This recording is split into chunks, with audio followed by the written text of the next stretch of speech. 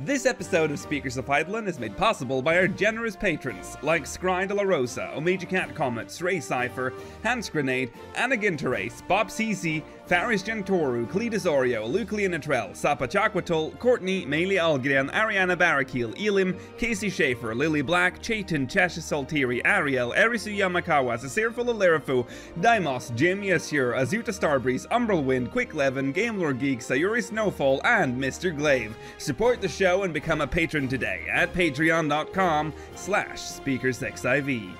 Thank you.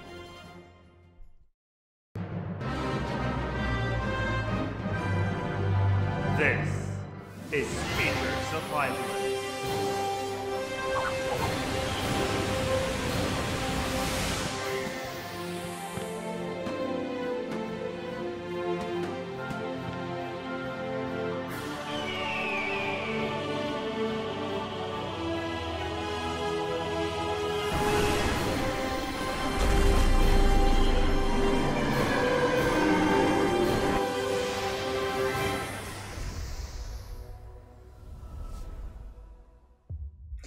Good evening, Aorsians. Welcome to Speakers of Eidolon, episode 133. I'm Lakeel Bravestone, and I'm joined today by Rollo Des.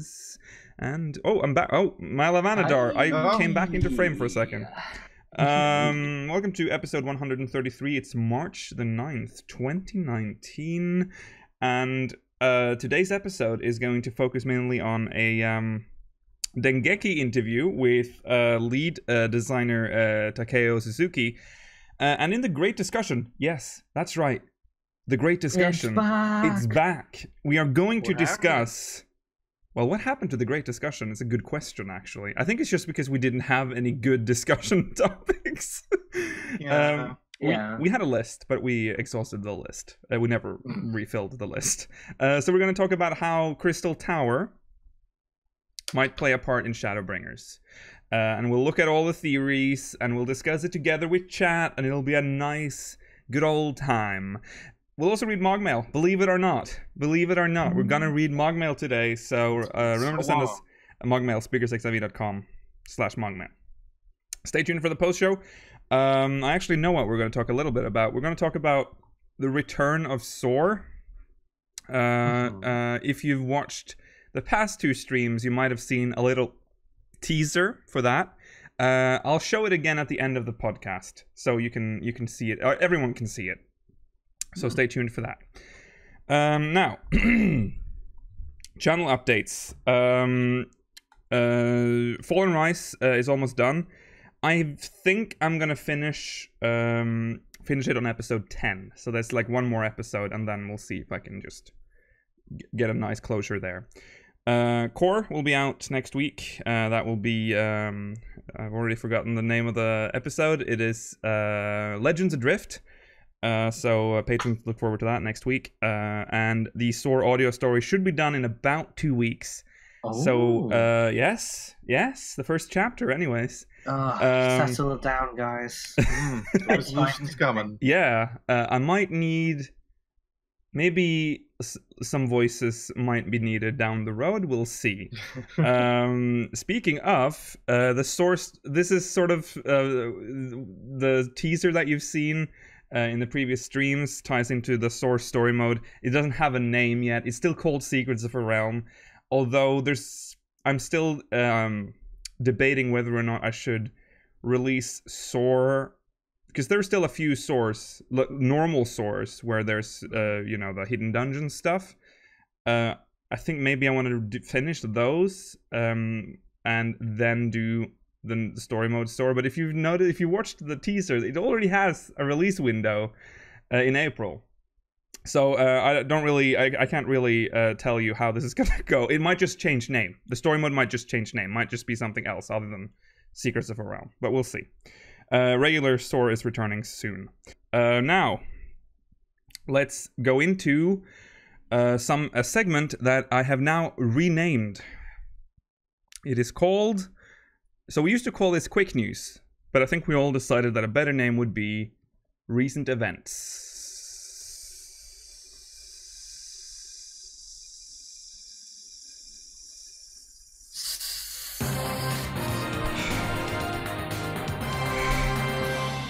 did it.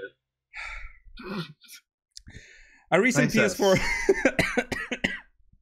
a recent PS4 update now enables remote play for PlayStation 4 on iOS. That's right, you can now play Final Fantasy XIV while on the toilet, and you don't need a Vita anymore. Big news, you can fish.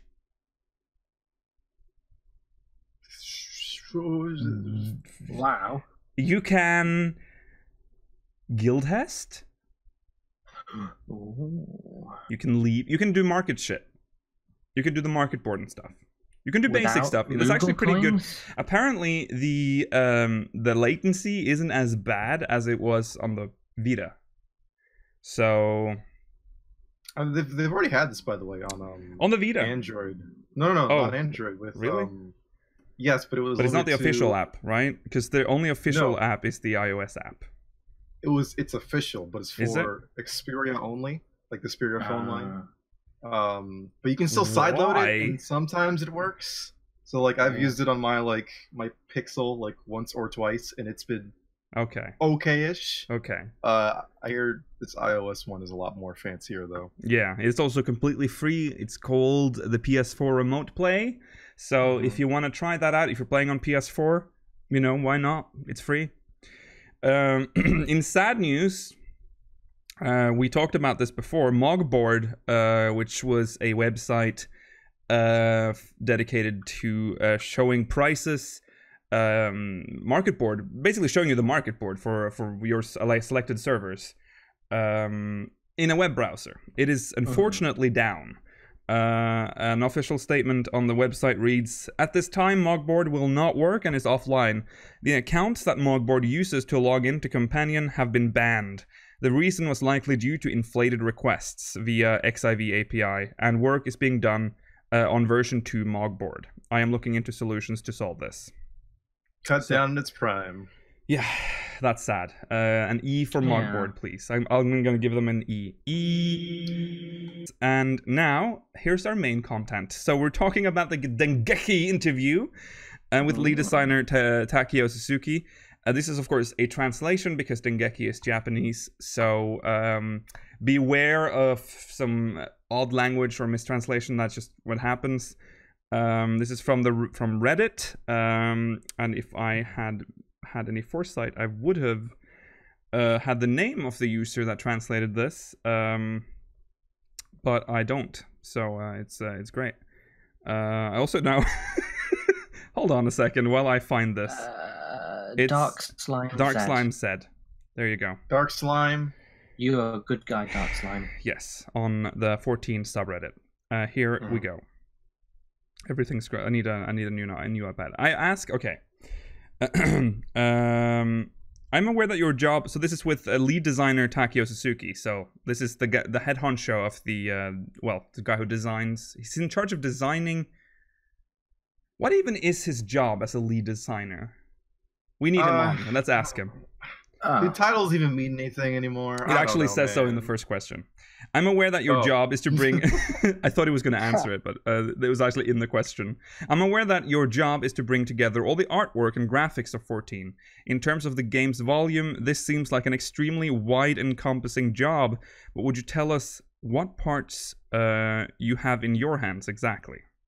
Sorry, what parts you have your hands in exactly? He replies that back when we were making Final Fantasy XIV 1.0, he said the word... I was the lead for the character animation parts. Those were really good, by the way, in 14. So he did a good job on those. Good job. Yeah. Another person was heading up the animation on Final Fantasy X as well. So he would be in charge of the animation's taste and direction from an artistic standpoint, while I would create them while thinking about rules. How many animations we could make in a short period of time that were still good quality, meaning I was in charge of things from a more technical standpoint. After that, when we went back to recreate it as A Realm Reborn, we needed people who could look at graphics as a unspecified whole, and I was the one who undertook that contract. The art and characters, the motions, the cutscenes, the special effects, there are many categories, but my role is to do a check on all of them and make sure we've properly maintained the level of quality that we want. A Realm Reborn was my first time in a position to bring everything together like that. Currently, I'm still viewing everything as a unified whole, but recently we've had an art director, Minakawa, Fukushi Minakawa, with us, and he's doing the direction on artistic planning for things like 2D illustrations and NPC facial expressions. Oh. And and then Ishida and I both look at parts with 3D animation as lead artists. And to split things up even further, Ishida handles battle-related parts. For example, the animations and effects that go into things like, we want Tsukuyomi to appear like this. And I handle most of the cutscenes, stage scenes, and background scenery. Also, I oversee a team called the Technical Artists Section, TA for short. Technical artists are artists who support the game's development with technical proficiency, such as building and providing tools and determining specifications. There are lots of places they can contribute to development as a whole by putting together a production environment, so I come up with various ideas as to how they can contribute on a broader basis. That is a lot. There's a lot of bits and bobs, isn't there? That Holy moly. A lot of oversight. Yeah. Yeah. That's he is lead, so he is lead. Someone has to. Yeah, I mean, someone has to lead this. So, that's, you don't really appreciate how much work each department has, how many pieces there are in this development. So, by the way, how about how many people do you have assigned to the technical artists section? And then you hear and you can imagine oh, there must be 80 people. There are 6 people working under me right now. They're each a window into one section. For the most part, animation, character modeling, or backgrounds, and they're each in charge of their own work. So he's okay. 6 people and 1 lead. This will be a basic question. Well, the question is led in. This is a basic question, but it's literally almost a full page of answer, by the way. So strap in, everyone. This will be a basic question, but when you're doing checks on artwork or graphics, which parts do you concretely view as important? He says, first I explain the stages I do my checks in. Recently, I've been doing checks on backgrounds for things like instance dungeons, so using that as an example. First, we get a request from the planning team and create instance dungeons. So using that as an what? You just didn't. I just read the same.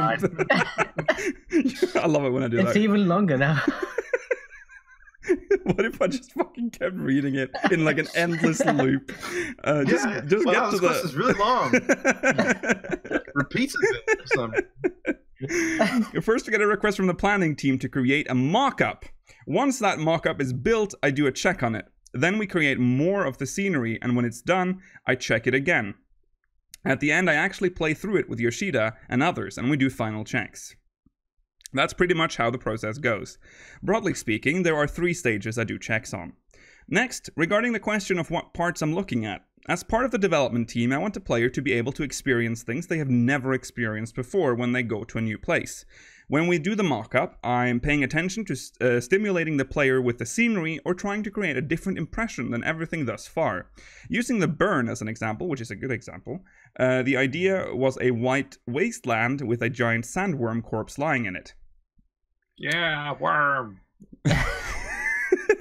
With the burn, we thought we could use the scenery to bring out a visual impact, so we took a lot of time designing the corpse's silhouette. And we wanted to surprise the player the first time they got there, so I told the staff to not have the sandworm corpse visible right away, and to create darker roads on the way there, having your view really open up at a certain point. That was the main point I was checking when we were doing the mock-up. Once the scenery is finished, the thing I'm especially careful about checking is whether or not it feels right. When I say that, broadly speaking, it means 2 things. Whether the flow of time is natural and whether the texture and feel is natural. Natural. I try to make things so that it doesn't feel wrong in that sense. For example, the landscape when the player is going through a dungeon is nothing but the single instant in time when they're passing through. There's actually been a long history behind it leading up to that instant. Why was there a base in the burn? Why is there a big hole? if a player thinks that, but then has a landscape that makes it feel like a sandworm ripped through it to create a big hole in the base's walls, the player can assume that there was a huge sandworm there in the past and get a feeling for the place's history and its flow of time.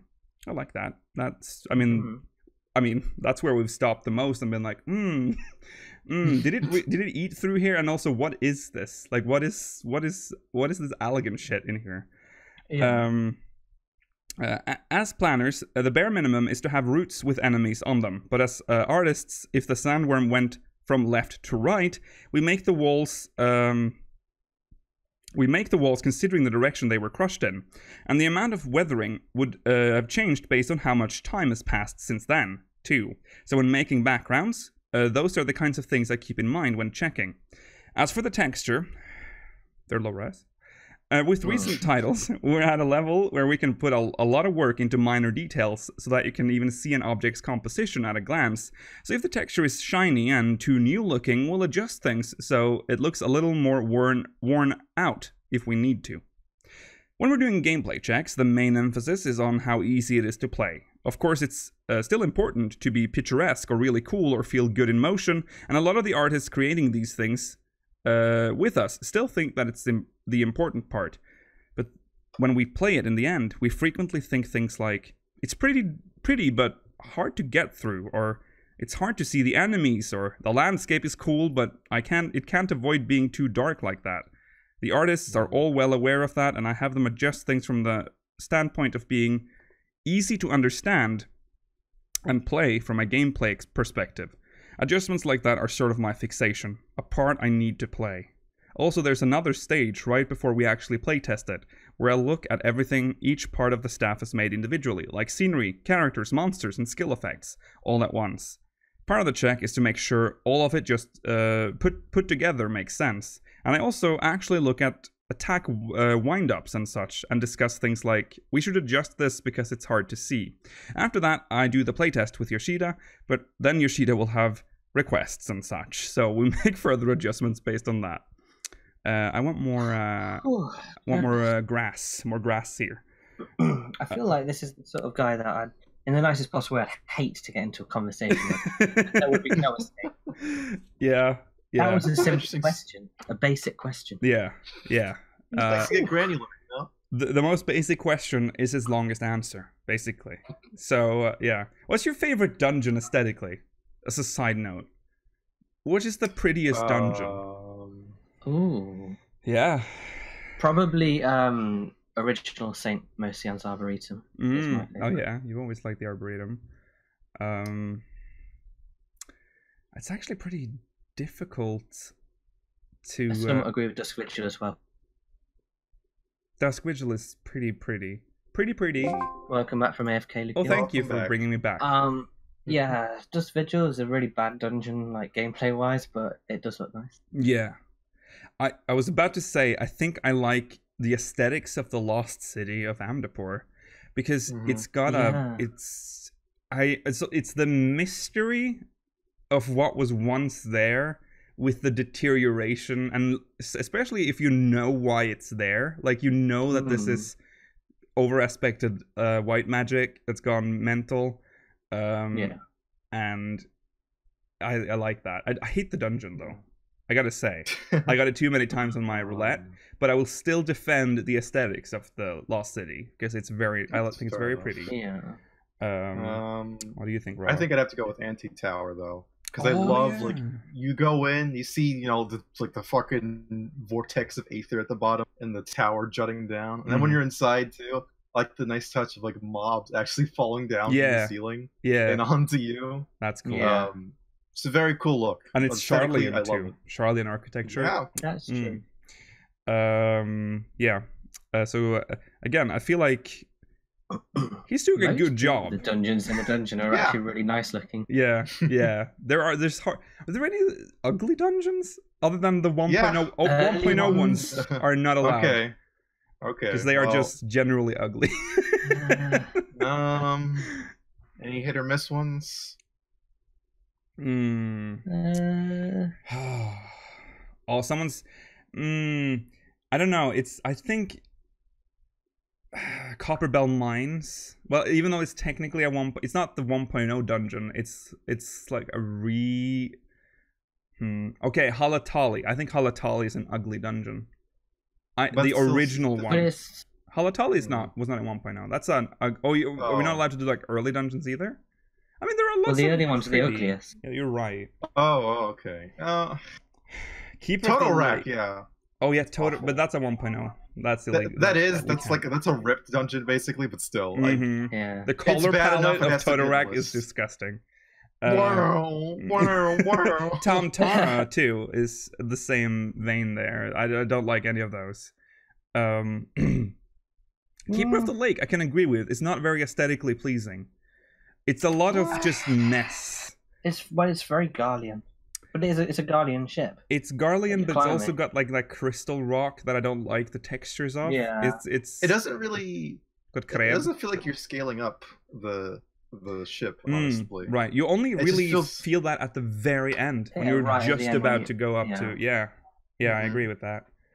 I don't know about Totorak and stuff though, because they're very dungeon looking, though, aren't they? They are. They look like a dungeon. Yeah, but we're used to so much better now, I guess. Yeah.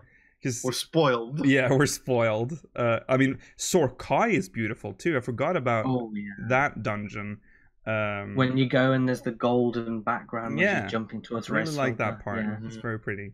And fighting him was cool. Oh. Yeah. This game's great. Yeah. That's a great tangent. Okay, let's wrap up this interview. I see it was you and your team who are responsible for the backgrounds in every dungeon, always being so picturesque.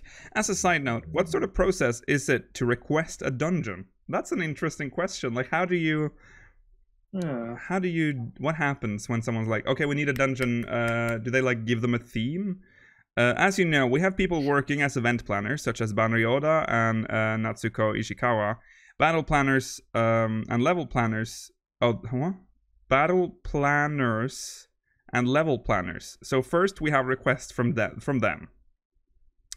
To use the burn as an example, our event planners wanted the dungeon to be the end of the patch 4.3 main story, where you arrive at a place close to where Alphino and the others fought the Empire in the end. At the same time, we received setting information like they summoned too many primals and the land's ether dried up. And there are shafts here from mining operations in the past. Meanwhile, the battle planners gave us the ideas for the bosses, having the first one use a dead crystal and the last one to be the mist dragon. From the level planners, they gave us directions about the route the player should follow. Pass through cliffs with falling rocks at the start, and then the rocks transform into monsters. And once you move through the mine shaft, you'll get outside and arrive at a white wasteland. At an initial meeting, we suggested rough themes and routes, and 10 after that the background, And after that, the background team started making the mock-up. I don't know what the 10 means, but then not 10, I think. And then after that, the background team starts making mock-ups. He's just got an accent. Oh. That's interesting, though. I feel like it's weird that they... Okay. And that they got the burn out of that information. That turned into the burn. You can. I'm not sure what he meant about using a dead crystal. I can't really remember the first boss, apart from you have to hide behind the crystal. Yeah. But, yeah, okay. I wonder then, like, when they do, like, story dungeons, surely... They must be much more in-depth. Yeah, because... I feel like it's gotta be, like, a lot more specific. Yeah. But I feel like the burn should have... Well, I guess it's not very specific, now that I think about it. It is just a dungeon with a mist dragon at the end, and the only, like, real story element is that you can see the downed airship in the distance. Yeah. And, of course, the Allegan mine shaft, I guess. But that's about it. Yeah, that opened up the... Yeah, to give us the... shield thing. Yeah.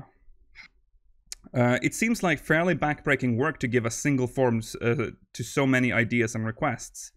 He says, it is. I think the background staff has it harder than I do. They get so many requirements and they have to put them all together. Actually, we originally had it so the player would go to the burn via airship. So the entrance was somewhere the airship could land, but later the settings started to change midway through. Instead of an airship, we want to ride Yols in. And then we wondered if our arrival point would still work, and in the end we changed the entrance to be a very narrow piece of geography. After doing the work to change it, I came out and told them to change the sandworm to make it stand out a lot more, and on top of that, they still needed to make it feel like it all had history and that it all felt natural. It took a lot of care and consideration to make it all work in the end. The people on the background team have a very rough time of it during production. Yeah. And the last question, on the other hand, does your team ever give return feedback to other teams about anything? He says, I think there are lots of exchanges going on in the workplace, but we don't have much to give the planners. We do sometimes give technical feedback, like we're able to do something like this, but we're already telling the planners how we want the player to enjoy something. So in general, our stance is to keep doing our best to give life to the planning team's ideas. Okay. Mm-hmm. Fair enough. Yeah. Okay. Yeah. Interesting. Quite an interesting insight into. It's sort of an area of the business I don't really think about. It is, and it really did make me think a lot about like the dungeons that we go through. Yeah, and the fact that he's thinking a lot about like it needs history, and if you go through any dungeon in 14, the history is very apparent in all of them. Yeah, you kind of know, and even like with this, even though he gets like so scarce information, like we just want this and this and that, it has to be like this theme ish. Yet it's still sort of. It's vague enough that it just fits with the story we already know. Like, yeah. I don't know if they got this for, like, Amdapor and all that. I mean, surely they must have had some pointers. Like, this is the style we use for Amdapor and stuff. They must know that, obviously, but... Yeah, there's, just looking around, yeah, let's just bring up Amdapor Keep, for instance. Amdapor Keep is a fantastic, like, detailed dungeon. Like, when you look at everything around it. If you look up, like, in the first room that you go in... before you go into the courtyard, there's a broken stairwell, I think. And if you look up, there's, like, floors above. You see that many places. But there's, like... There's a sense of scale in Amdapor that I really appreciate. Yeah. And the fact that, like, stuff has fallen down, it's deteriorating... but it's not fully deteriorated because there's still people there. The cultists still use some of the areas... I like that. And that's all thanks to this guy, I guess. Yeah. And they have to make sure each, like Amdapor has very noticeably Amdapori architecture. Yeah. But if there's like a story element they want to tell, like this area might not be all it seems, they have to put hints of the different cultures in there as well. And it's a heck of a lot of thought must go into them. Yeah. For instance, like the when they did Wonders Palace Hard, there's like a lot of details in how they've changed, just slightly changed, because it's the Mamulja has taken over Wondrous Palace, and if you really look around, they've done some like redecorating of their own, and I like how that also sort of meshes with the architecture of it doesn't really fit at all. That's the point. The Mamulja have no sense of style. But there's some interesting crashes there. Sticks everywhere. Looks awful. Yeah, it's terrible. You go into a big palace and you're like, this is ours now. Bring out the sticks. Bring out the pointy sticks. You don't put pointy sticks in a house. Keep the pointy sticks outside. Lock up all little green dudes. Put some sticks up. Yeah. I love the little Tumblr prison. Oh. It makes me wonder if surely he's done the raids as well, and like Coil. Yes. Oh god. It sounds like he has like kind of supervisory positions on kind of mostly everything. Yeah, everything like design wise goes through him. Just imagine Coil, which is such a visual overload, like especially the first few well, actually all the coils, like the final coils are amazing the first time you enter those. And again, packed with like history, everything. You can taste the history in the walls. And these aren't real walls. These are like, this is a dungeon, this is a raid, this is just a dungeon. You barely look at your surroundings in here. You're more focused on the battle, but look around more, because man, there's stuff. I absolutely love that little staging area you go into while you're doing a coil that has like Bahamut in like in your face, basically. Between them. Yeah, it's a shame you can't go back there. I agree. I took lots of screenshots. Just in the final coil, when you get to there for the last time, he's almost completely reconstructed. That moment, and you see the scale. You're so far away, and he's still so massive. And it's not even whole. It's not. Cool. Is it? He's not even fully formed. I think. Is he? It's barely part of his upper torso. Yeah, I think. Yeah. It's. You see like bits of his wings. I think it's. Yeah, his wingspan is the first time you enter the first coil. Remember, you see it's badly textured, unfortunately, but you see his wing as you go in. And it's just a part of his wing, and he's like, that's the size of this whole raid, this whole dungeon. Okay, I remember now. He has like the open chest cavity too. Where Louis SoaR flew through. Yeah, he just missed his heart. It's very and it makes you sad that he's not just flying around the overworld destroying everything. That would be amazing. Man, I wish just more shit blew up in 14. You know, imagine Bahamut just flying around as an NM. That would be so good. That would have been interesting. You fight Twintania on his fucking hand, and it is that's so true, big. Well, next time you finish a dungeon, use return and run back through it. Yeah, I mean, it's worth it. Sometimes they do, like, the dungeon changes sometimes when you're done. The best one is for the Riddler on the Lighthouse. Yeah.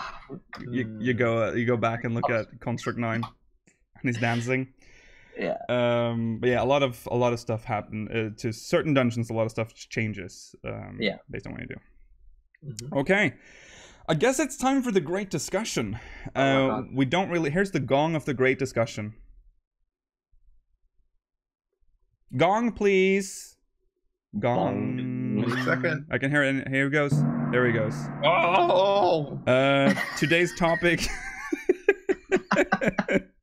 What role will Crystal Tower play in Shadowbringers?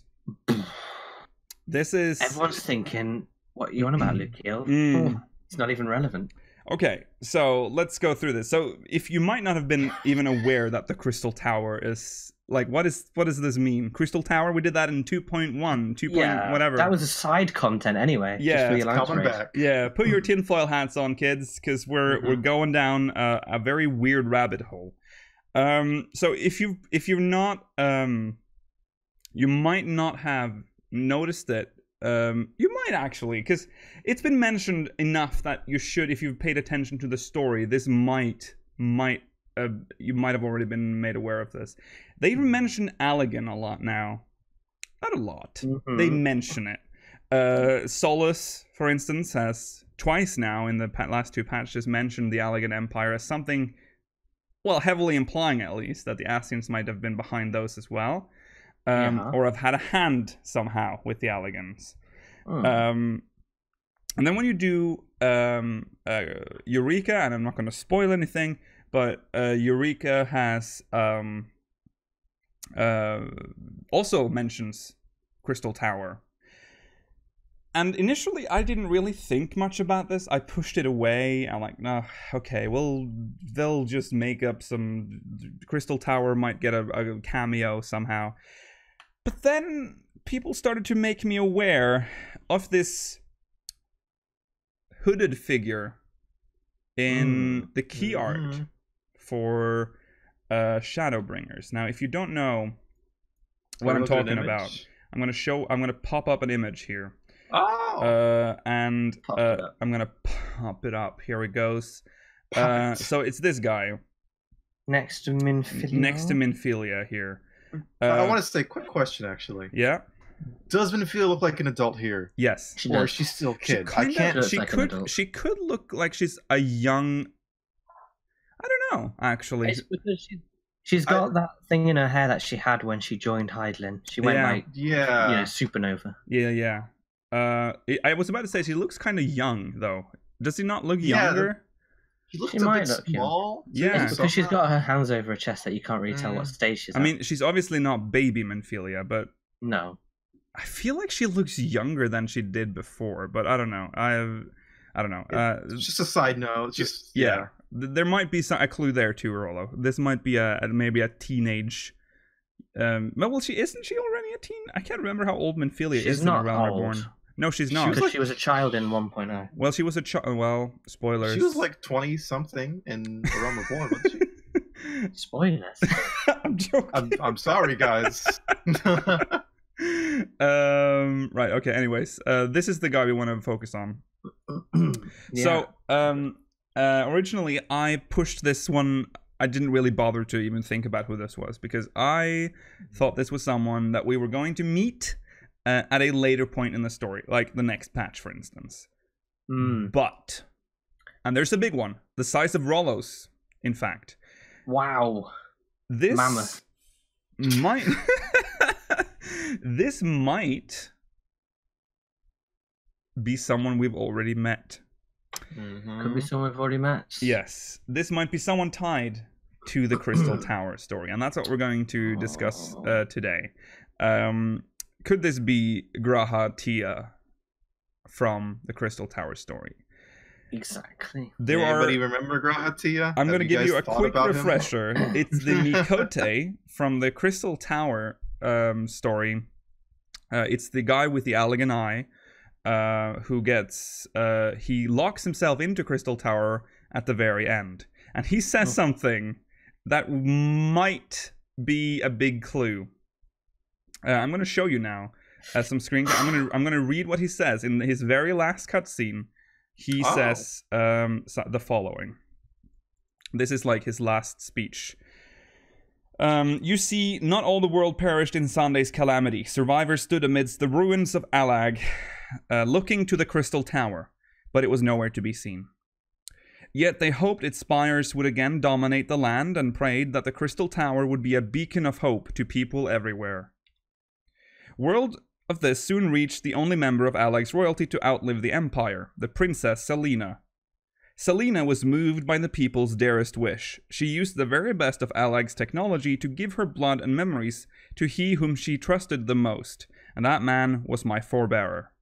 For millennia we waited.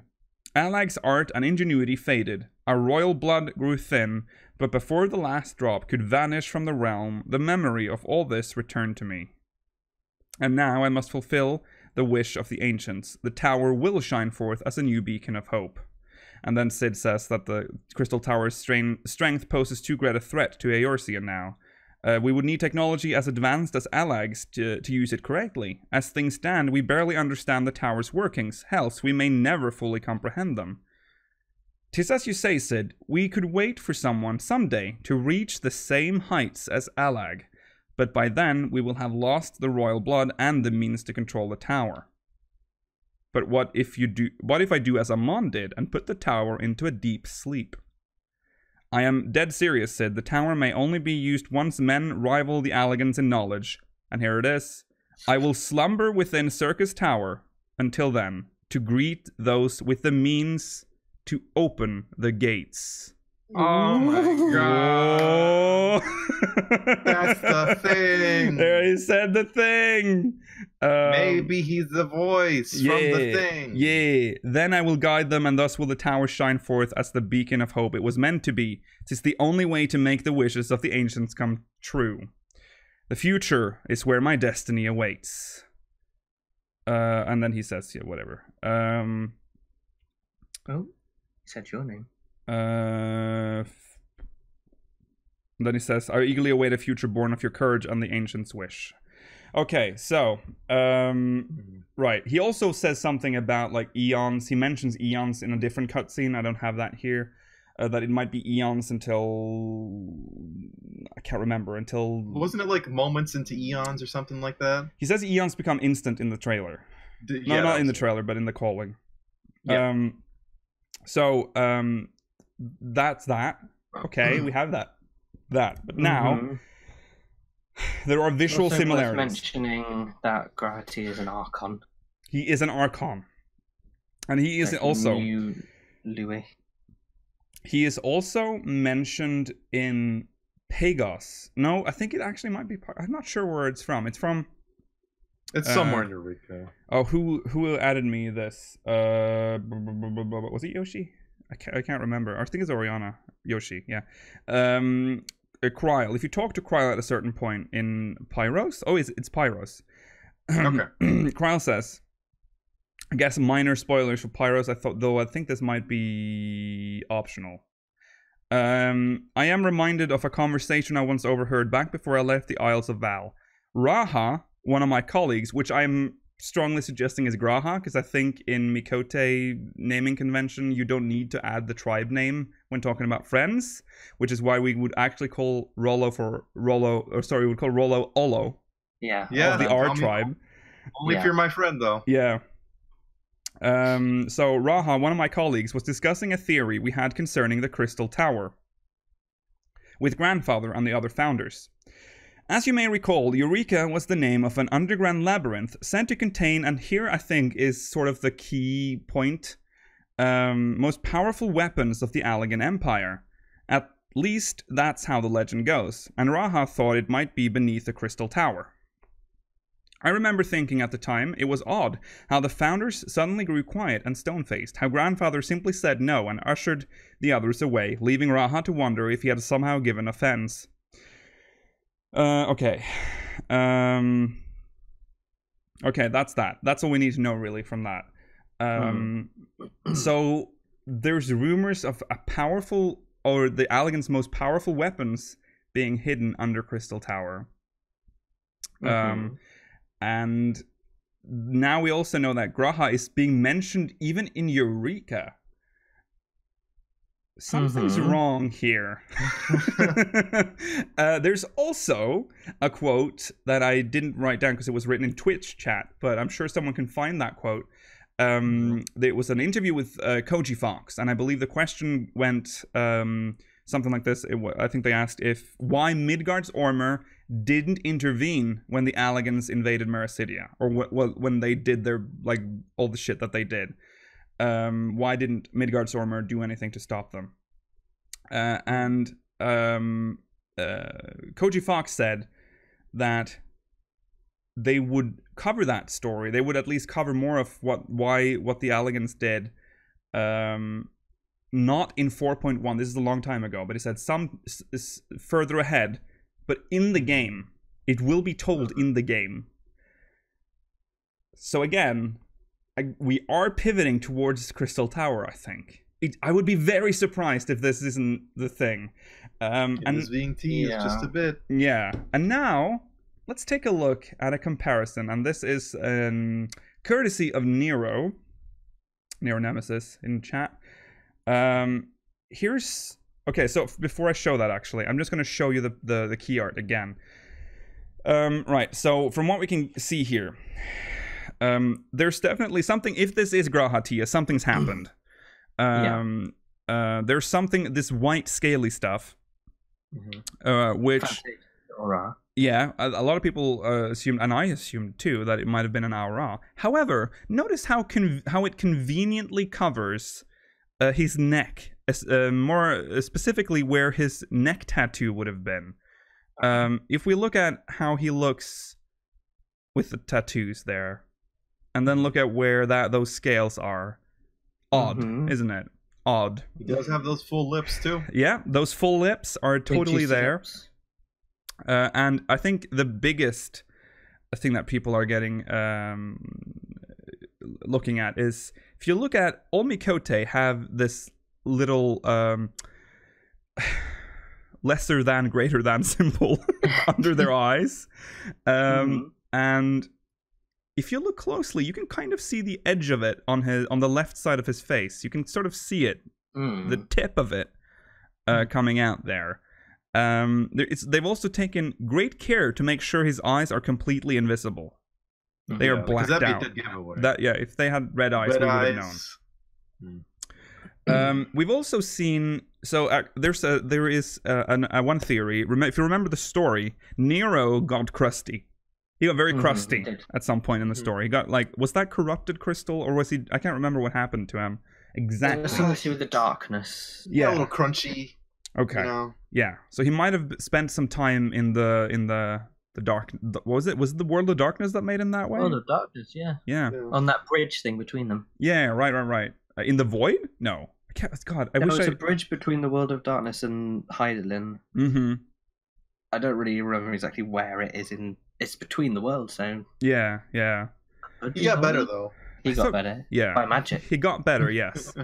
If you also look at his arm, there's some also sexy Urianger, by the way. But look at the very much so. His arm. Some pointed out that it kind of looks like something Xande would have worn. If you look at his design, obviously there's also something wrong with his other arm, by the way. We couldn't really figure out what it is. Yeah, you can see it behind Urianger if you look very closely. Do you see it? It's like a white veiny arm. It's definitely good as well. Yeah. It looks like it's dead. Yeah, it looks it looks like it's the same stuff that he's got on his neck, but it's just fully encased his arm. Actually, also, that slightest bit of Catboy hand arthritis on his left hand. You kind of the slightest bit. Yeah. So his arm looks fucked, by the way. There's also if you look at like the middle part of that whitish hand, there's like something else. I don't know if that's his old skin color coming through, or if there's something wrong with that arm. Yeah. It could be cloth maybe, but it could also just be a dead arm. It could, yeah. I mean, it's all that it's the same color. That's the scaly stuff that he's got on his and it looks like it's going up. It's like it's trying to like envelop him. It looks like it's going up on his face as well. The only issue I have with is his hood is there's very no cat elegant. ears. Sorry, very Asian. Oh, there's very Asian. That's true. And also, no cat ears. But we don't know. Again, but it could just be a... Remember what Solace said. He mentioned the elegance. That's so true. there might be a link. And I mean, look at how they're placed in the poster. He's literally looking over. So I don't know. He might be looking at Minfilia, obviously, but who knows? There might be some symbolism going on here. We never had like a hidden character before on the main poster or key art for any expansion either. Because all the other ones, when we look at them, are just like, they're scions or they're city-state leaders or it's like Xenos or Bot, like all that stuff. Like no one that really, it's a mystery. Yeah. If I was going to go full tinfoil, I'd also say Thancred's Gunblade is covering where his scion goggles would be. But that might be pushing it a bit. I can't really see the strap. Wait, actually, enhanced. Wait, zoom in. Okay, let's see. Oh wait, there is something on his chest. A bit metallic. There's something there. I can't tell if it's a strap or whatever. There's definitely. Oh, you might actually be onto something. You never know. Oh, okay. That's interesting. Okay, let's just look at a comparison. I think Nero just made a generic Catboy. Just to show us, how a Catboy looks when covered at the same angle. Like this. And the lips are, I think, almost undeniable right now. Juicy. Those are Catboy lips? Those are Catboy lips. And you also see the covered sort of tribal thing that they have under the eyes. The proportions are the same. The nose is similar as well. Like they have small noses, the Mikote. All in all, their faces are very feminine. There's like a feminine look to their faces. Because it is a girly face, yeah. Massive arm. And then the real deal right here. So it's I don't know. I am. It's compelling. Okay. Big thonk. That brings us to the other part, though. What the fuck? Why? What's happening? Why are we being brought back to this story, if it's the case?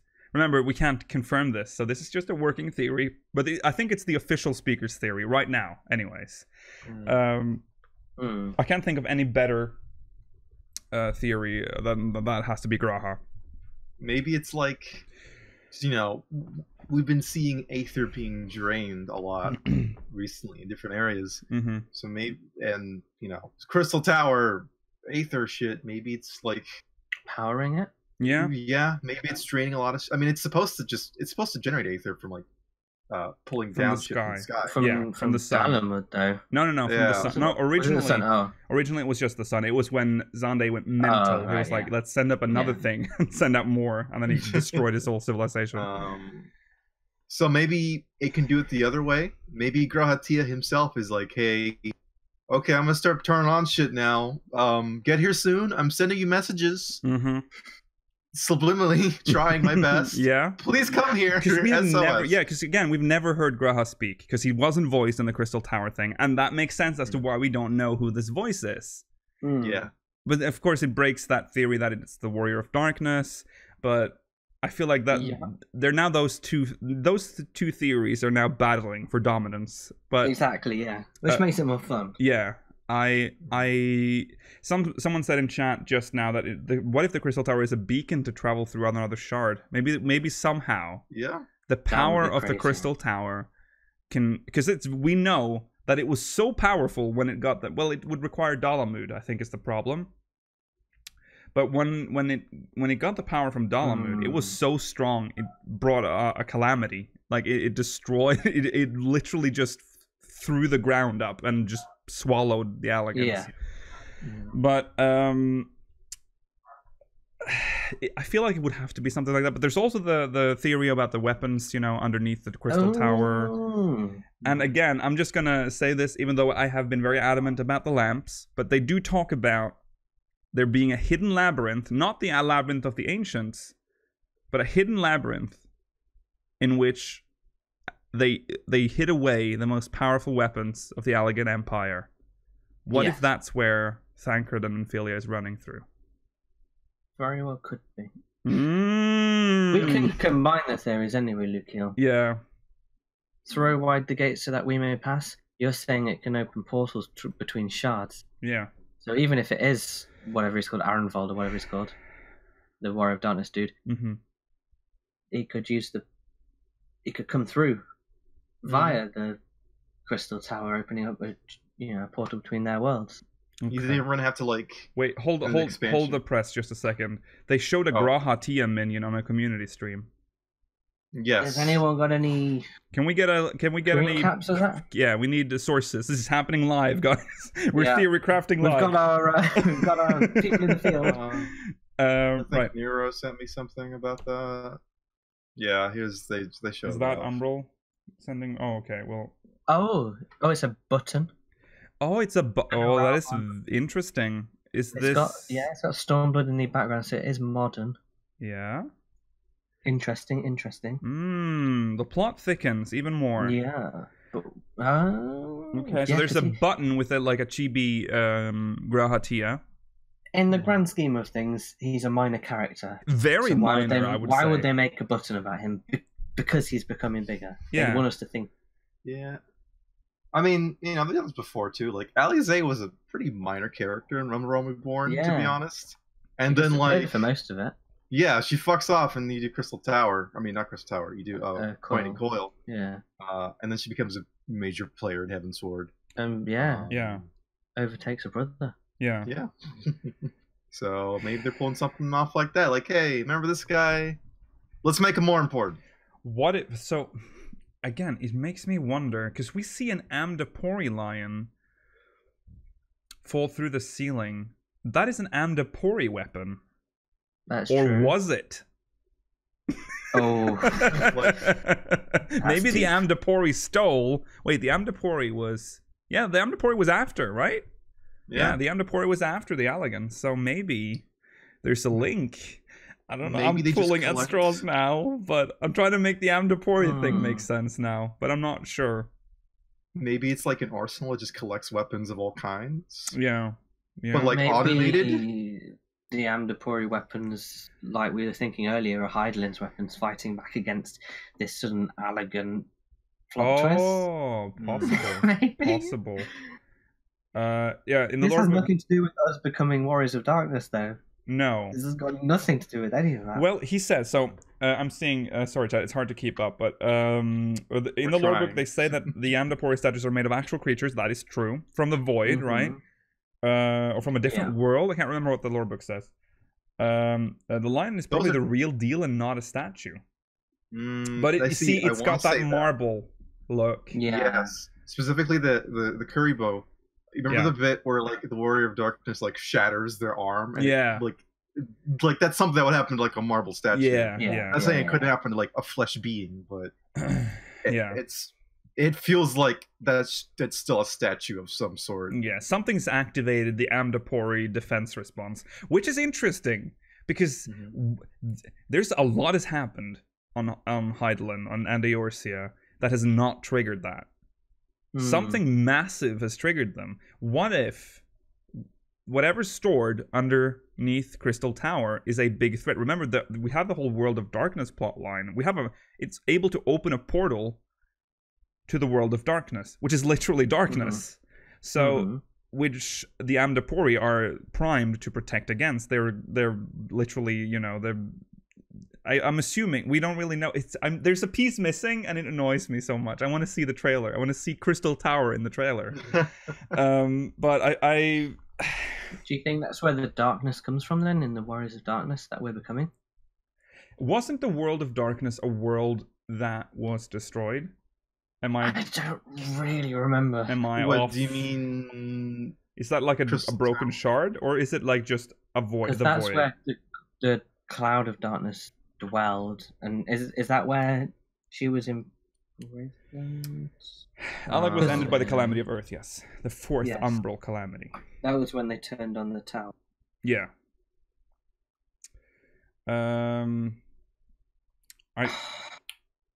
Okay, the World of Darkness is part of the Void, which is the 13th shard. So the Crystal Tower is able to open a path to other shards. Yeah, that's a big clue, because a lot of the shard theory is pretty popular right now, that we're shard jumping somehow, and I think that's the only the only way we have ever been able to open anything into another shard. Other than when Menphilia and Hydaelyn did the thing with the Warriors of Darkness, I guess. Well, then you have the Maki though, and they were like they're pulling things from the void. So true, and imprisoning them. It doesn't have to be specific to Crystal Tower to be able to pull shit from other shards, or at least from the Dark Shard. Right? In fact, isn't that sort of quite a lot of mages can summon void scent in general? Yeah. Wait, what did you say? The black mage? Wait, who pulls from the void again? Just casters in general, like the Lambs of Dalamud or whatever. Yeah. But is that where the black mage pull from? Or they pull from with themselves? I can never remember this. I don't know. No. They've got infinite resources. Yeah. So yeah. I think you're pulling. I don't know. It doesn't matter. I do believe you see Crystal Tower in some of those times when you flash back to all the stuff that impacted you, which means to the Warrior of Light was a really trailer, important. Yes. Oh, you're right. Why didn't we catch on that? That's a weird thing back to to the just, trailer. We just back thought to. it was like, this is what's happened so far. Like, but look how far we've come. If you think about it now, though, it's like it shows really impactful moments, like Bahamut, like the like Heavensward, and then Crystal Tower. And it doesn't show like Alexander. It doesn't show any of the other raids. No. The thick plottins even further. Good song, dude. You mean the plot thickens, right? I know, it was a joke. The plot thickens. We need to look at the trailer now again, I think. Yeah, we do need to. Okay, let me load that up. We're doing it live. You're going to have to learn how to do the frame by frame thing, by the way. Yeah, but I use a Norwegian keyboard. I don't know what key it is. I know! Our keys aren't in the same place. The anchor keys. You have the anchor keys, right? They're on one key in Norway. What? Yeah, and you have to use shift to switch between them. Absolutely bizarre. Wait, which key are you on about? Really? I don't. For me, it's the full stop and the comma keys. I think it's the same place. Keyboard? Oh, I don't. I have a QWERTY, but I have Norwegian lettering, so there are like 3 letters that are different. Okay. It's the comma and period key. Yeah. Okay. Should be right above the right alt key. It's not here for. Oh, okay. No. Never mind. It's there. I'm done. Okay. Shadowbringers trailer. I saw an advert for Shadowbringers on Twitch on just a random stream. So obviously pushing the marketing out of it. Oh. Sorry to our audio listeners, by the way, for this, but this must be done. Okay. We'll We try to be are descriptive. going to watch the trailer. I'm probably going to cut this part out for the audio listeners. Oh, So if okay. you're listening on audio, watch the the video for this. Yeah, but you're going to cut it out. I'll keep this part in. Okay? Okay, now we're cutting. Keeping this discussion, though. There we go. It's cut. I don't think I've seen anything about Crystal Tower in this trailer. Now that I'm looking at it. I mean, I've only gone through a bit of it so far. No, I see it. I immediately saw it. Really? Yeah. What's your timestamp? Hold on. I'll get to it. Hold on. Window capture. There we go. I believe this is Crystal Tower that I'm looking at right now. No, I think that's just the Mother Crystal. Because if you see it like panning up and down. This is Crystal Tower. 100%. Is it? Yeah. Okay. That is Crystal Tower. It goes up to the heavens. Right. This is Crystal Tower. So it's such a quick moment that it's so easy to miss. But there it is. Oh, is it the original one with like the... It doesn't have the branches on it, but yeah, there it is. Was there always 2 spires? Yeah, let me look at the... Yes, I mean, there's an original picture. Oh. Okay, I'm going to be Woolhead right now, and I'm going to show you a picture of a full... What's the picture? I'll show you... This is just a treat for everyone. Yeah, here you go. That's Saint Coinage. There it is. That's what it looked like. Oh, okay, yeah. There are multiple spires. Yeah, it's very nice. Also, it's in a very green area. Yeah, I don't think... yeah, that's what Mordona used to look like. But it's not that one. I don't think that's the one we're seeing in this, though. Is that render of Crystal Tower from the Realm Reborn CG cutscene? No, I don't think it is. So it's a new we thing. only see the Crystal Tower... Oh, maybe it is. It's been a million years since that. Oh, God, we have to go back and look at that, too? Let's do that. Let's see. A Realm... We gotta know, guys. Reborn trailer. Okay, end of an era. Does it have the beginning, no. A new beginning is what it's called. Yeah, it has all the... You gotta skip past the 1.0 stuff. Yeah. How dare you? I'm sorry. Let's see. Right. It's it's here. Oh yeah, it is. It is the one. Yeah, it's gonna come up here. Yeah. Oh, Odin. He was really walked over this. Yeah. And there's Crystal Tower right there. Yeah. Okay. Yeah, but it's gonna do that. Yeah, it's gonna do the thing. There we go. And we get a good look of it here. You can see inside. Yeah, that's the... Wow. Yeah. I never really paid attention to this. This is actually really interesting. Wow, I've never thought to pause on this part. No. How fascinating. Look at all the bits. Look at all the things. All the bits, they're all there. Yeah. That's cool. Very good, yeah. Okay. There it is, rising up to the heavens. It's basically the same, although it's ever so slightly different, so it might be a new render of it. It doesn't have the second spire. It doesn't have that frontal one, does it? No, you're right. So it must be a new cut of it, but it has to be the Crystal Tower. But what I think this might just be an effect, the one where it does the where you see the like two. it's overlaying. Yeah, I think that might just be glitching. Kind of. I think that the one in the background is just okay, now the plot really thickens because now they're shoving it in our face and we didn't even pay attention. Okay, so let's look at the other stuff. We weren't meant to pay attention. That's true. So yeah, the 1.0 Heavensward Racevelga. Back to 1.0 again. 1.0 takes place in Mordona, by the way. Stormblood. Sorry, 1.0 does not take place in Mordona. Yeah, the cutscene takes place in old Mordona. Yeah. Okay. Right, 1.0 again, and it cuts to so much. Yeah, it does. Let's see. Okay, that's just Heavensward. Heavensward. That's Heavensward Warrior. Then 1.0 again, I think. Okay, that's the flashback. Migraines. Must hurt. He needs some paracetamol. Yeah, he does. Oh, okay. Bahamut. Okay, so it started with, we have Bahamut, a Realm Reborn Bahamut. End of an era. The best trailer in the game. Yeah. And then 1.0, Mordona. No, this is not 1.0. He's just wearing the 1.0 gear. Oh, right, yeah. Which is also something worth pointing out again. Because this... Well, I thought that was a way to tie it all together again. Like, you know, the whole thing feels like it's like, look what's... Yeah, this is That's what made it feel like an ending. Yeah, the end of the storyline is coming. Bahamut revealing... And he's blown up. All this thing, and then being teleported. SoaR teleporting us. Okay, and then Crystal Tower. Yeah. Yeah, that's just the same shot in reverse. And then Crystal Tower again? No, I'm just going back and forth. I'm trying to look for the hole. But yeah, the hole is like at the bottom frame there. See in it a bit. Yeah, at the bottom there. It's just further up here. It kind of looks like the Crystal Tower, like this looks like one of those like microscope views of a hair. Yeah.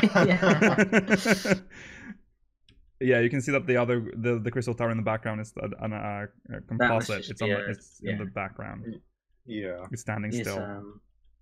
Well, that's for Crystal Tower, guys. That's the most random one, and it lingers on it a little bit longer than you'd expect it to as well. It's a focal point for a while, yeah. Yeah, and then it's 1.0, then Heavensward. And I think now we're catching up. Again, 1.0. Yeah, more 1.0 than Heavensward. In Mordona. Stormblood. 1.0 again. Dude, there's a lot of 1.0 here. Which is odd. Yeah, Dragoon, Heavensward. And then back to 1.0, I think. Back to 1.0 again. And then Shadowbringers. No, Stormblood. Sorry, Stormblood. I've already moved on. He's already played it. 1.0 again. What? And then Heavensward. They still haven't added the Derplander beard, huh? Nope. And Heavensward. That was in game too. Heavensward, and you can still see the 1.0 cutscene below him. Do you see that? Yeah. Oh yeah. How? What a weird. He's even still going, and then back. It didn't even. And then Heavensward. It's still going. He's there again. Yeah. And then 1.0 again. 1.0 is like continuously running throughout most of the flashbacks. And then he's wearing the 1.0 gear as well. Crystal Tower's in Mordona, by the way. Yep. Interesting. Mordona will get expanded in 5.0. You can go to the other side of the lake. Go to South Mordona. Yep. It'll be fantastic. Okay, this part no one cares about because it's... Why? It's the Gimlet Dark. Yeah, but we've seen it.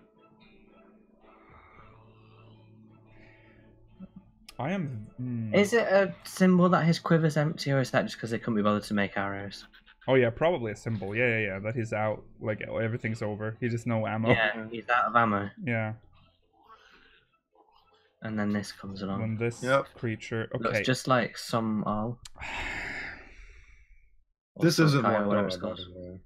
I want it to be Mordona. I always thought it was Mordona. That's the first thing I said. I want it to be Mordona so bad because it would tie into Crystal Tower, but I can't with certainty say that because like it's because it's not quite as crystallized as it should be. Yeah, and there's like no where's Silvertear Lake? Where is like, and it's more mountainous than this. It's got hot. Why are we just in some random like little area of it? The only thing, also the crystals like in the foreground, they don't look like Mordonan crystals. Like their shape is off. Also, I don't think you see crystals of the type like our faces are covering it. But there are basically like some jagged crystals pointing out. I can remove us really quickly. There we go. Final Fantasy 13 one. Yeah, they don't really look like the ones you'd see in Mordona. I'm sure they exist in Mordona, but yeah. The thing is that like we can't see. The big ship with I always forget its name. Agrius. We can't see the Agrius. Mm-hmm. We also can't see Crystal Tower. Right. And it's like you should be able to see one of those things for the most part. Because there are... Depending on... unless we're in southern Mordona. We could be in southern Mordona. Or is there like a valley in there where you can't see it? Or something? In southern Mordona is where the tomb of Xande was. Oh, okay. So I mean, there's I remember even when more we went there. tie-ins. So you know, I don't know. I know that the only thing that reminds me of Mordona here is that little pond, because they have like tiny ponds that are with shallow water, at least in 1.0, and this is, you know, very 1.0 themed. And if this, in theory, it could be Southern Mordona, but I do believe it's somewhere else. It's probably a place we haven't seen yet. I don't know. Or it could be Mordona. I don't know. It looks like Mordona, but it doesn't have the background of Mordona. Yeah. Yeah. I don't know. I need more visuals. Someone mentioned that it could be the fairyland because of the sky. But why would they do this in the fairyland? No. I'm trying to look for like some visual It's not clues. even nearly nice enough for the fairyland. I need to look for some. What's Look that? at her horn. I love that he's actually standing still here. Yeah, he's barely moving. What? You try animating that. I'm just looking for visual clues here, but I don't really see them. No, this land looks foreign to me. Oh. Well, that's There we spoilers. go. Oh, that was a good picture. That's super spooky. Scary. Yeah, that's good. That's a really good shot. She's got cloud's eyes. Yeah, crowd. Yeah. Okay. We're sort of derailing now because now we're on about everything else. But now we're just watching the trailer. Now we're just reanalyzing. It ties into our theory, though. That's all that matters. Yeah, the thing is, Eureka. This does not look Allegan to me. So the fact that this could be an Allegan thing, I don't agree. Also the lamps. So. No, but Labyrinth of the Ancients was very. It still had Allegan element. Yeah. Okay, you're right. But it did have some glowy parts. It did, but maybe this was even before they invented glowing stuff. Is this like early Allegan? Yeah. Because there was a progression with them. No. So people are saying Halatali, good luck finding these lamps in Halatali. Good luck finding... He's tried. Good luck finding Luminson lamps in Halatali. Anyways, let's go back to our original discussion about the Crystal Tower. Right, so it's being mentioned now. It's being shown in the trailer. I think at this point, I'm going to say I'm 80% sure that's going to be. Do you think it's going to get play in the next story patch, or we're going to have to wait till Shadowbringers? I think the next part is going to be the big reveal. I think a lot's going to happen. I think much has to happen, though. I think actually, I actually think the big reveal is going to be the trailer that they're going to show on FanFest, because that's when we get to see what's happening. That's going to be the full trailer. That might be when we see this map. Maybe we'll see the hooded figure in the trailer. So you don't think we're going to see it in 4.56 or whatever? Or 5.7. Which patch? It's just 5.5 or 5.6 or whatever, isn't it? 5.6 yeah, so part 2. We won't see it there, but we'll see it in the trailer, is what you're saying. I think the story we're getting after, because we'll get the story patch after the trailer. So I think the trailer will do the reveal of like Crystal Tower is involved, and the story will then start to shift towards it. And then we'll be like, oh my god, what does Crystal Tower have to do with everything? I didn't see it coming. And then it will make sense in the story, because the story now starts to turn towards Crystal Tower. Okay. I don't know how, though. Yeah, the question you've posed is, what role will the Crystal Tower have in Shadowbringers? Mm-hmm. So although now we're fairly confident it has some role. So what we know, do you think... what we know so far is that the Crystal Tower can open portals to we know one shard specifically, the Void, the 13th. Yes. But it could probably if you can open to one shard, you can probably open to others. But why would we open to other shards? What is the Is this the shard hopping, time traveling weird expansion we want? Yeah, I think maybe that's what's happening. I mean, we could just want to open the Void, like to that's where the Asians dwell, right? No, they do between. They go between them, and that's where they regenerate. But they can hop between them all. Where do they live? Where do they? The ones that are on the source are La Habrea. The paragons. And what's the other one who we killed? Asians. La Habrea, Elidibus, La Habrea, and Emet-Selch are the 3 paragons of the source. Yes. And then you have the other ones that just come from different shards, right? Yeah. Solus, Pashtarot. Maybe we have to go to their respective shards and kill them. Because I don't know. They end up in the ethereal rift, by the way, between Hydaelyn and the Void, apparently. Oh, they're between, yeah, right. I feel like we have to have some kind of portals or time travel or something, because, like, we're getting all this world-ending stuff. Yeah. But also we're going to restore Ishgard and have fun. Yeah. So it's like, I mean, I know you can kind of separate, like, you know, the more lighthearted stuff from the serious stuff, but, like, it looks like the world's about to explode. Yeah.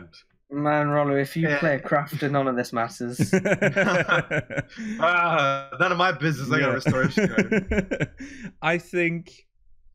Well, there's the fact that it can collect energy. Also, the ominous words that Grahatia tells us is that once we have the means to open the gates, when we have caught up to the Allagan Empire, which we are still very much far away from doing, but then think about the calling. Eons become instant, which implies that we can somehow speed up time.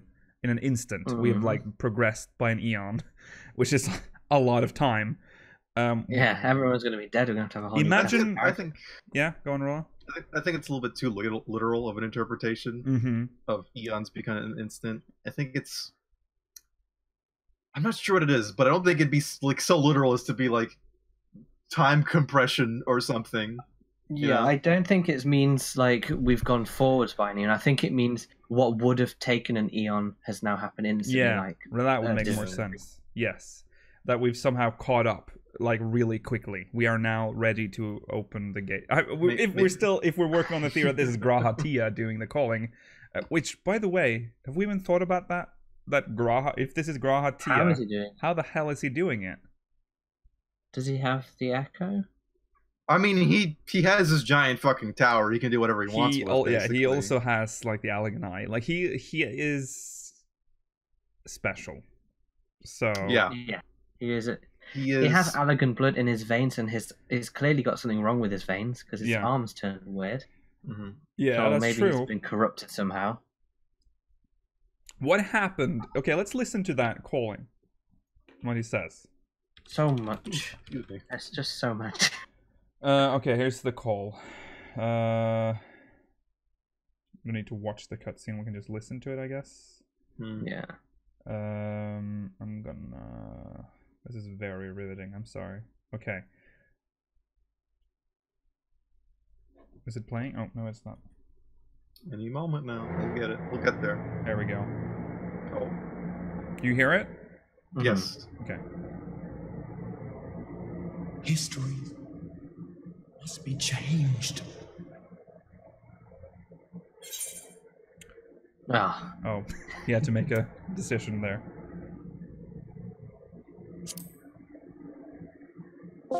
Stop doing it. Ahead sorry. Looms a calamity. Ahead looms light, expunging all form and life. Twin dooms only you can forestall. Only you. What's the matter?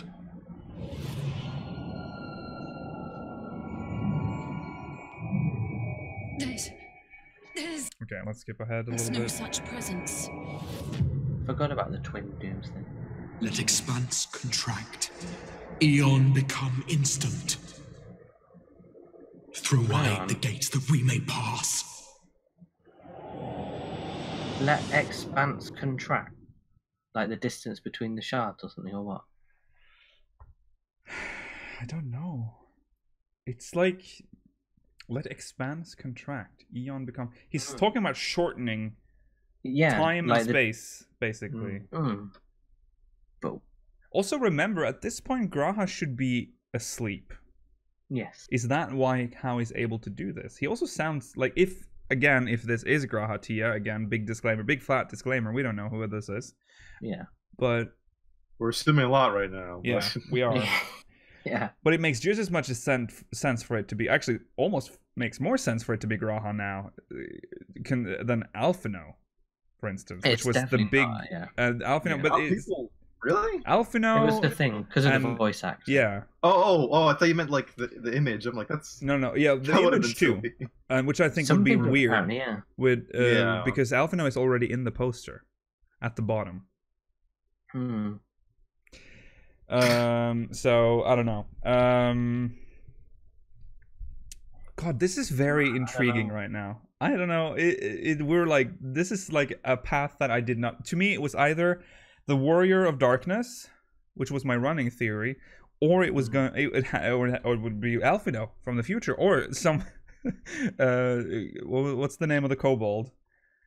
Gabu. It wasn't Gabu. I still like the Warrior of Darkness theory.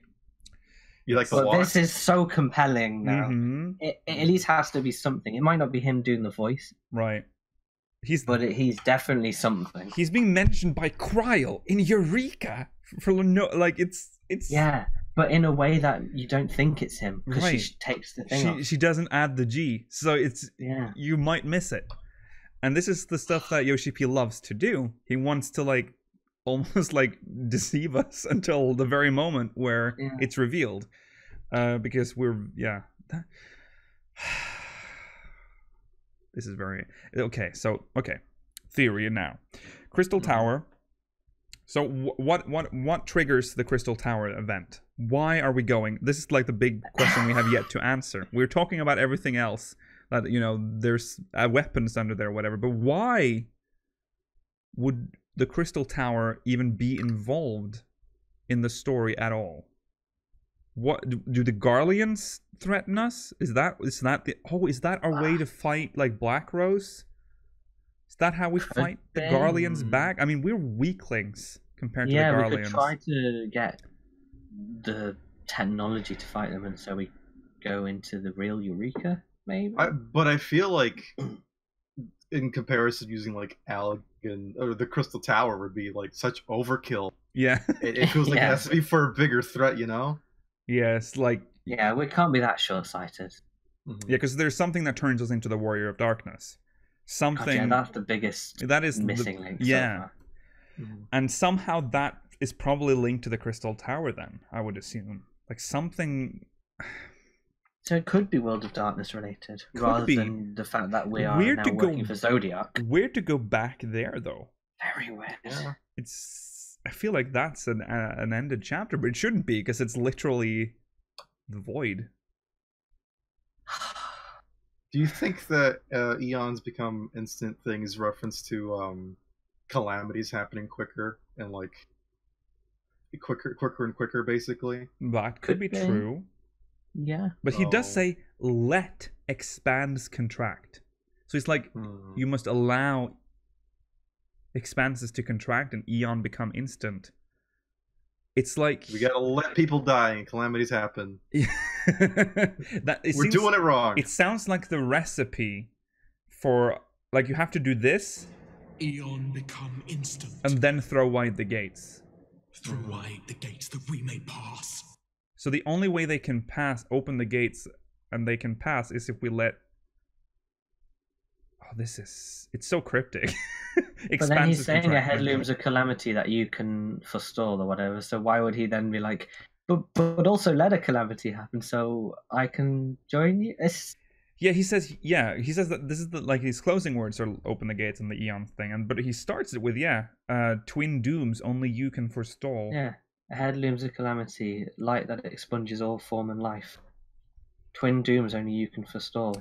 Well, technically, but a calamity is always a twin calamity, right? Because a calamity ends with the destruction of a shard. That's true.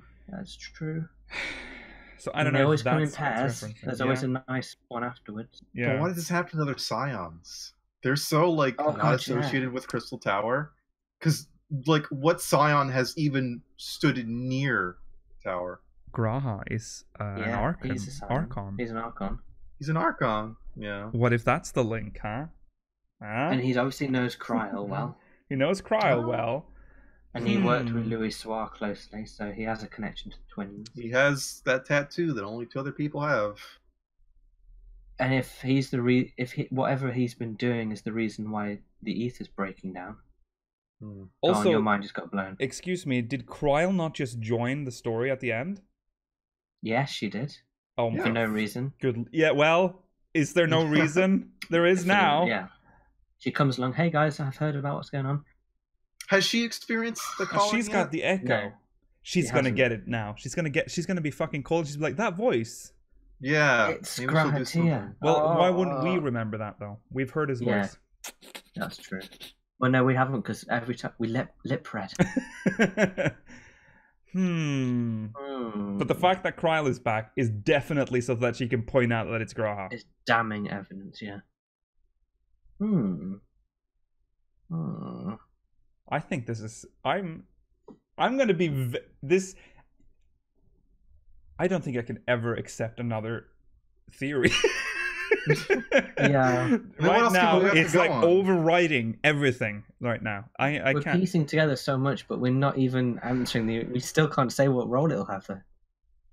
No, that's the problem. We don't know. There's I don't see the utility in the Crystal Tower yet, but because I don't understand the threat, and I mean that is the big plot. And we're still missing that one step. Yeah. That one step between the trailer and what's happening right now. Yeah. The trailer and then the story patch is gonna just be. Yeah. So Nero wanted me to tell you that the scanner using Crystal Tower started to beep after it fell below the tower. Huh? Did it? I don't even remember his scanner. Yeah, he threw the scanner down. Did something happen after it hit the? Did it really? Is that? Oh, that's a missing piece I haven't. That adds to it then. Because it's rumored to be below the tower. Yeah. The weapons. They weren't thinking about it that early on. Oh, for sure. I mean, maybe. Yeah, they always do. I mean, this is the 1.0 storyline we're wrapping up, so I mean. Oh my god. That could have been a loose end. They just kind of left there for people to be like, What if it's Omega? We'll tie this up eventually. Dude, Trista, don't. What if it's Omega weapon? We're just fucking getting Omega weapon as a. I mean. What if it's as Ruby a weapon? One? Yeah. Oh my god, please be Ruby. Please be Ruby weapon. Yeah. We beat Omega, but what if there's just a backup? We get Omega main scenario because it's side story. No, if we get Ruby, that would be cool. Ruby would be ridiculously good. But which weapons are left? There's Emerald, Sapphire, Diamond, and Ruby. And Ruby's the highest. Or aren't there funny crystals out, like crystal wards outside Crystal Tower though, of different colours? Mm-hmm. Can anyone remember what colours they are? Red, green. But I think one might have an orangey colour. Yeah. That's not really. That doesn't. Hmm. But Ruby was the ridiculously strong one. That took, an hour of casting Knights of the Round. What to beat?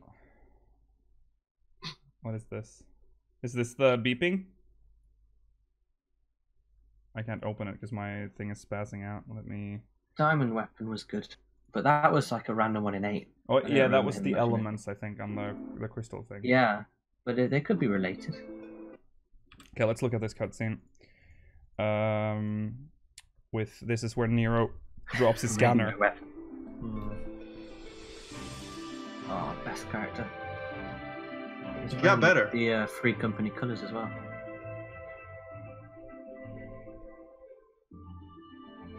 Quiet for my taste. There it is. It's no longer working.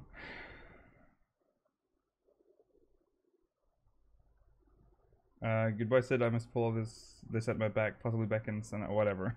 This is not of any importance. Okay, there it goes. I thought that was it.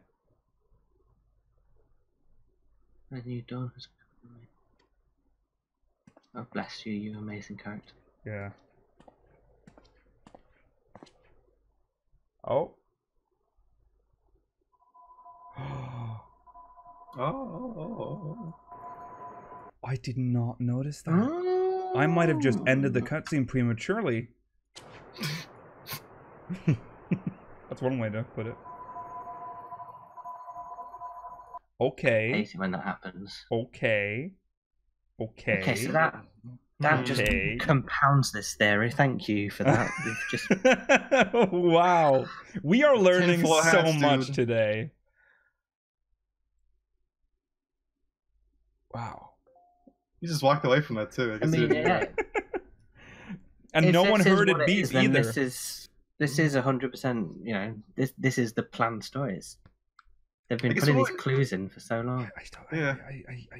I guess, like, what would you even think of that if you went through that for the first time? You're just like, oh, Yeah, you I just, guess it's beeping, and that was never followed up ever Was again. that? Did he not use that to try to find? He was looking for something in the tower, wasn't he? I can't remember what it was.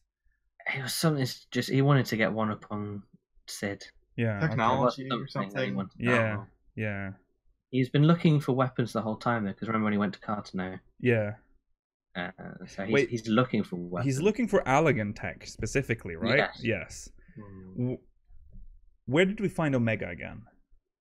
Cartano Flat. Yeah. Right, that's where Omega was.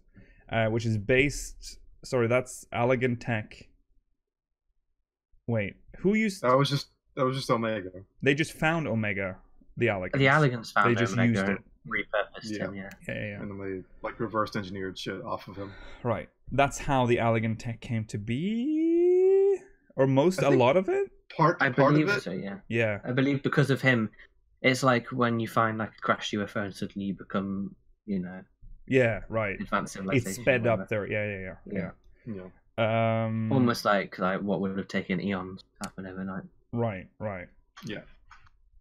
Wow, this is... Okay. Okay, now I don't think there's any doubt. I think. No, the beep isn't Omega. No, the beep was Eureka. The beep was Nero threw his scanner into the abyss outside of Crystal Tower, and it started to beep after he left. So there's something underneath Crystal Tower, and if you remember what they said in what Kryl said in Pyros, it is said that there might be an ancient labyrinth underneath the Crystal Tower where the Allegans stored their most powerful weapons. So, Assuming she wasn't just talking about Labyrinth of the no, because this is Pyros, right? Yeah. So at this point, she's aware that we've been through that labyrinth, and there's no weapons stored in the labyrinth.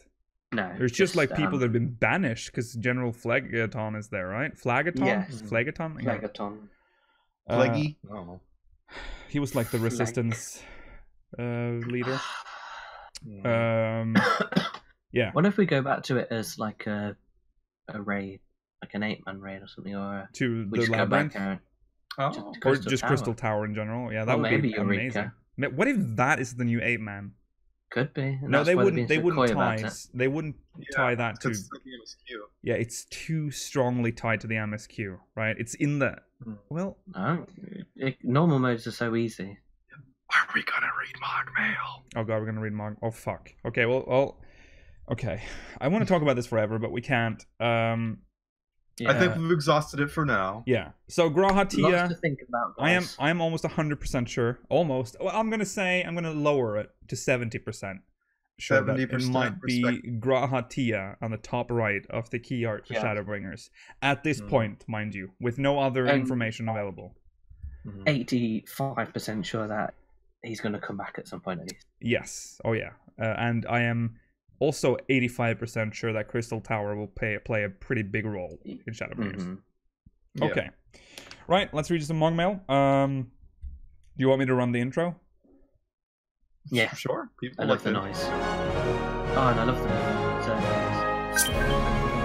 Wow. I think that's one of your best intros. I like the logo. Okay, that might have been Very double blue. for our listener viewers, but that's fine. You're welcome. You're welcome for that. You also didn't get any mail. Let's read our first MogMail. This MogMail is from... is it from... Oh, this is actually oddly on topic, I think. Oh. Oh my God, yeah. This is from Lucley and Atrell from Famfret. Hey, speakers. Question. If the calamities happen when other shards rejoin ours, does that mean the other shards don't have calamities? Do we think that our calamities line up with them being swallowed by darkness or light? Thoughts? Theories? Another question: in Final Fantasy IV, there are dwarves who kind of help us get to the moon. With dwarves being introduced in 14 soon, do we think they're going to help us get there again, since Zodiac is up there, / is the moon? Thoughts? Thanks, you're the best. This is a really good MogMail, by the way. Thank you for that. That's the question, isn't it? Do other shards experience it as a calamity? I would say that being plunged into darkness and being completely destroyed is pretty bad. It's pretty bad, but they don't have like umbral and astral eras. No. They just die. Yeah, they just seem to exist until... Why our shard? But then it also doesn't explain, because the Warriors of Darkness did what we were doing. So it's almost like they're all experiencing the same thing as us. Yeah. In different stages. Yeah, maybe they just happen to line up like perfectly every single time. Yeah. Maybe. Oh god, I'm so sorry to just pause this again a little bit. Twinbee mentioned that. Notice that Crystal Tower's unlock has been streamlined recently as well. Oh my god. We all thought that was weird too, that they did that. Well, it's been a long time coming, to be fair. Yeah, but it's weird that it's very just shitty. lining up with the theory. I'm just saying. Yeah. I'm just saying. Okay. That in the patch notes would make people think, oh, I'll do that. Yeah. They had to hide it somewhere to not make it too obvious. So they were like, it'll just... anyways, back to this. Yeah, I don't think they have calamities. Do you think they're aware of the risk that they might one day be swallowed? Do they know of other shards? No, surely not. I don't think the fellow Eorzean knows too either that there are shards. Our shard?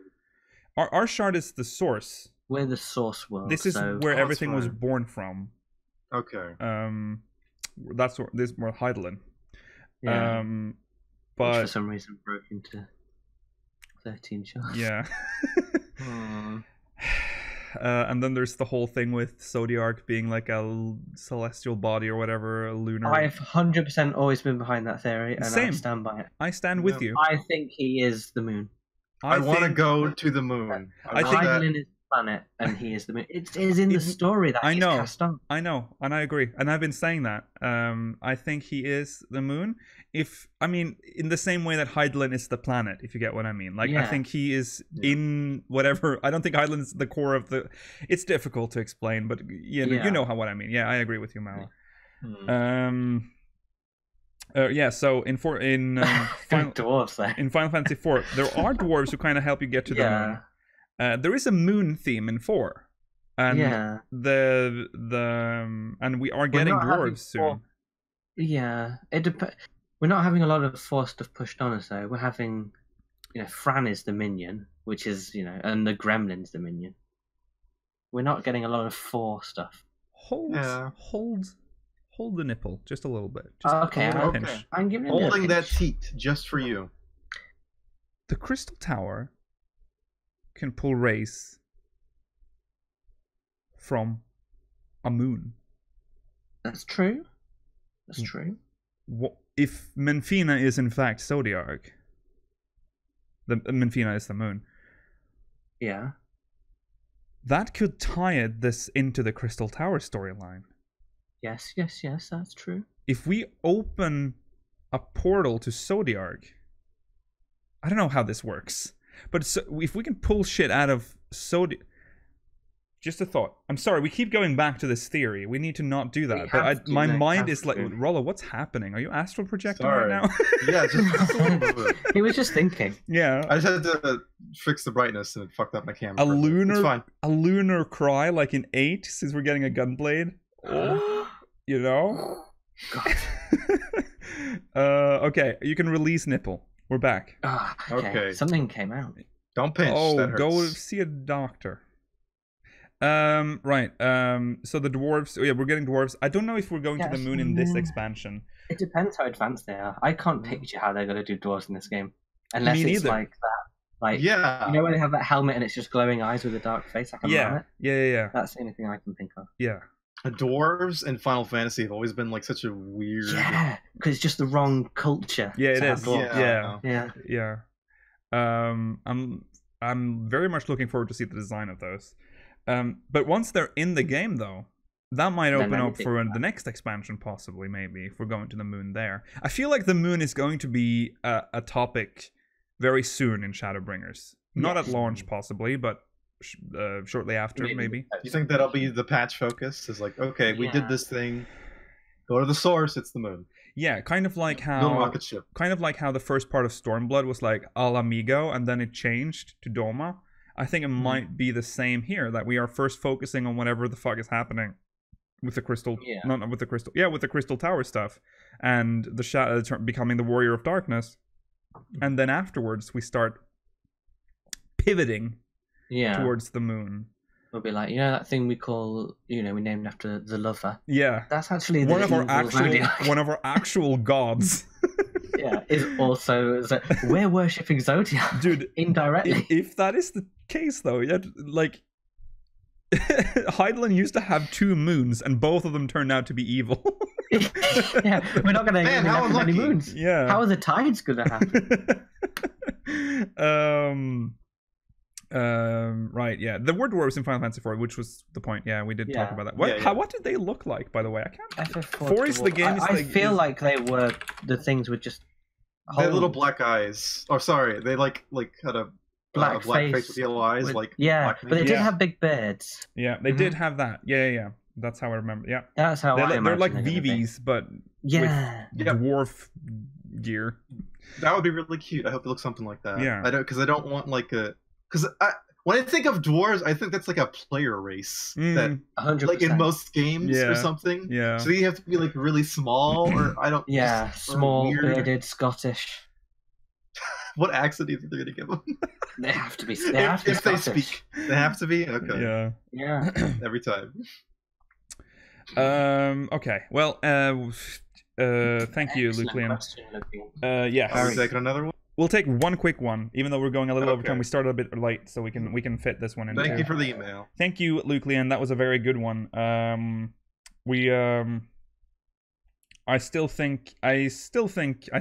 love that Lucian is like, he's not even questioning whether or not SoaR is related to the moon. He's with us.